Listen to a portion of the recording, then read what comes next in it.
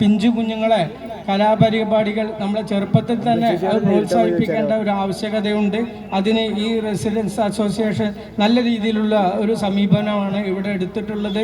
ഞാൻ കൂടുതൽ സംസാരിക്കുന്നില്ല, എങ്കിലും ഞാൻ ഓർക്കുന്നു എൻ്റെ ബാല്യം, എൻ്റെ കുട്ടിക്കാലത്ത് നമ്മുടെ ഇവിടെയൊക്കെ നിങ്ങൾക്ക് അറിയുന്ന അസൈൻകുട്ടി എന്ന് പറയുന്ന അസൈൻകുട്ടി, വെളുത്തിട്ടുള്ള അസൈൻകുട്ടി, ശരീരമാസകലം കരി തേച്ച് ഒരു കള്ളനും പോലീസുമായിട്ടുള്ള ഒരു നാടകം എൻ്റെ കുട്ടിക്കാലത്ത് ഓർമ്മ വരുന്നു.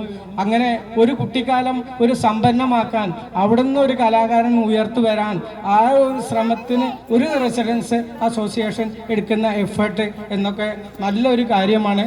ഞാനും തന്നെ എൻ്റെ കുട്ടിക്കാലത്ത് ഒരു ശ്രീകൃഷ്ണനും കുചേലനുമായിട്ട് അഭിനയിക്കുന്ന ഒരു നാടകം ഇങ്ങനെ ഉണ്ട് എന്ന് എൻ്റെ ചേച്ചി, എൻ്റെ സഹോദരി എന്നോട് പറയുകയും അത് പ്രകാരം സ്കൂൾ കൂട്ടിയ വിരുന്നു പോയ സ്ഥലത്ത് നിന്ന് തിരിച്ചു വന്ന് ആ നാടകത്തിലൊക്കെ പങ്കെടുക്കുന്ന സമയത്ത് ഡയലോഗ് അറിയാതെ എന്ന ഒരു സാഹചര്യവും ഇത്തരമൊക്കെ നമ്മളെ കുട്ടിക്കാലത്ത് അതിന് പ്രചോദനം കിട്ടിയിട്ടാണ് വലിയ വലിയ കലാകാരന്മാർ ഉയർന്നു വരുന്നത് എന്നുള്ളൊരു കാര്യം കൂടി ഞാൻ ഓർമ്മിപ്പിക്കുന്നു. എന്തായാലും ഇത്തരമൊരു പ്രോഗ്രാമിന് എന്നെ ക്ഷണിച്ചതിനും അതുപോലെ തന്നെ കേരളത്തിലെ മുഖ്യമന്ത്രിയുടെ ഫോറസ്റ്റ് മെഡൽ കിട്ടിയ എന്നെ ആദരിച്ച ഈ ഗ്രീൻ വാലി അസോസിയേഷനോട് എനിക്കും എൻ്റെ കുടുംബത്തിനോടുമുള്ള നന്ദിയും ഈ അവസരത്തിൽ രേഖപ്പെടുത്തുന്നു.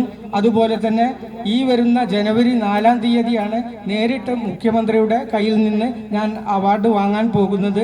നിങ്ങളെ എല്ലാവരുടെയും പ്രാർത്ഥന ഉണ്ടാകണം എന്ന് മാത്രം പറഞ്ഞുകൊണ്ട് ഞാൻ എൻ്റെ വാക്കുകൾ നിർത്തുന്നു. നന്ദി, നമസ്കാരം.